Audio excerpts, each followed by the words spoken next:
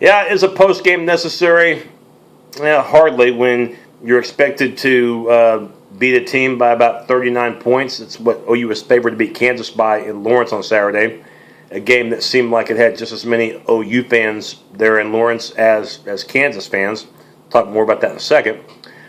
But is a post game necessary? Well, I'm doing a post game because, for one, I promised it.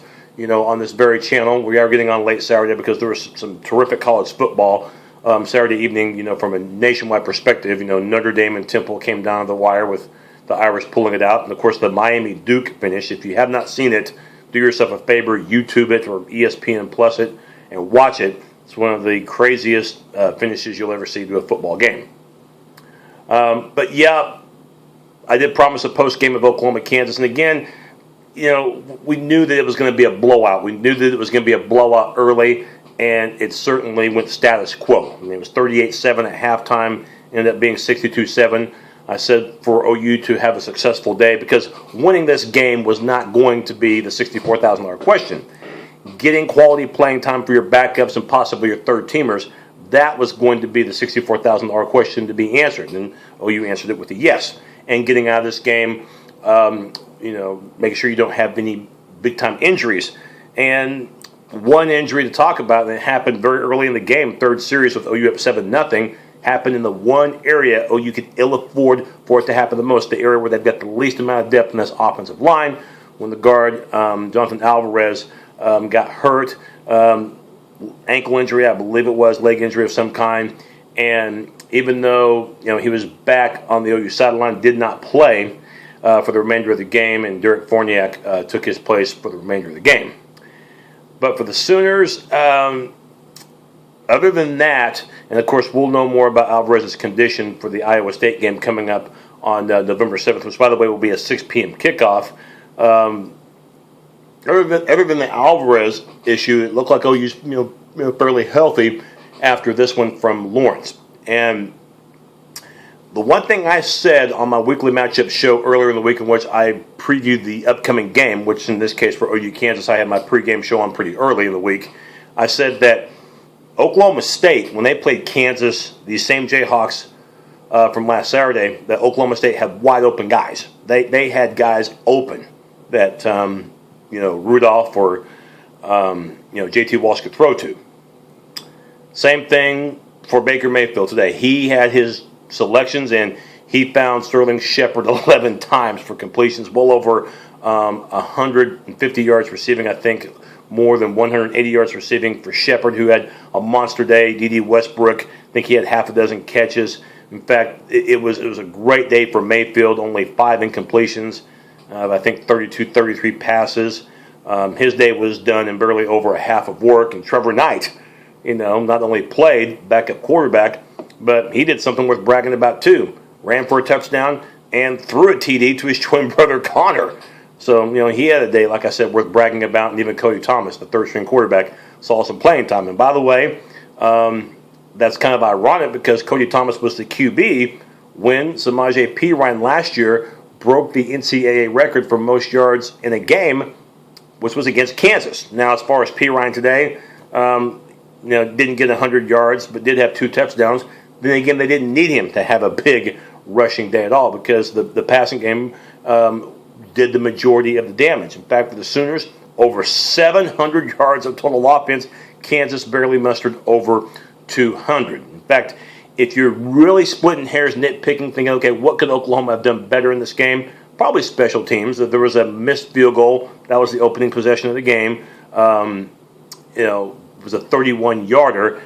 However, a bounce back from 46 yards out. So Austin Seifert, redeemed himself after that early miss with a long make.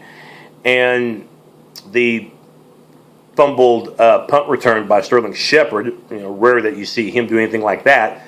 And Kansas, took advantage of the great field position and got an early second quarter touchdown. And if you were a Jayhawk fan, that was the highlight of your day because that was the only touchdown because the Sooners would score the next 41 points after that. It was 21-7 after that KU score. Coach Beatty, I'm sure he's doing everything that he can. Got to remember, it's year number 1 for him at KU.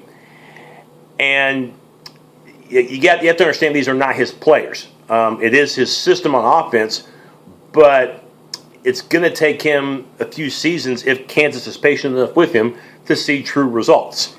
And I don't care how good of a coach you are with this Kansas squad, with all due respect to the Jayhawks, Nuke Rockne or Bill Belichick or Nick Saban could not coach that Kansas team today to any more success than what Beatty did. It's about talent for the most part. It's about speed. It's about experience. And Kansas, quite frankly, stood no chance today. But then again, my 10-year-old son could have told you that. You didn't have to have an expert tell you what kind of a game this was going to be. And it's a game that kicked off at 2:30 Central Time and pretty much was over, within the first, after the first hour. At that point, it was just a question of how many points would OU cover the 39.5, and they did. Again, give it up to the Oklahoma offense for their domination, but also the defense too. And you can't forget about Frank Alexander, who had 5 first-quarter tackles. He was very involved. Charles Tapper, 3 sacks, 2 forced fumbles. He's going to, get attention this week as far as maybe being a Big 12 Defensive Player of the Week. Don't be surprised if that happens. And, of course, Eric Stryker everywhere in this ball game. He was still playing just as hard as he was in the second half as he was from the opening series. He was terrific, and Frank Shannon is really, really coming along and looking like that Frank Shannon of old that we have seen in the past. So, for the Sooners, 3rd straight game that they've scored at least 55, 2nd straight game that they've scored over 60. They're 7-1, getting themselves ready for what is going to be an interesting November. With Oklahoma State, beating Tech earlier today, coming from behind and putting 70 on the board in Lubbock.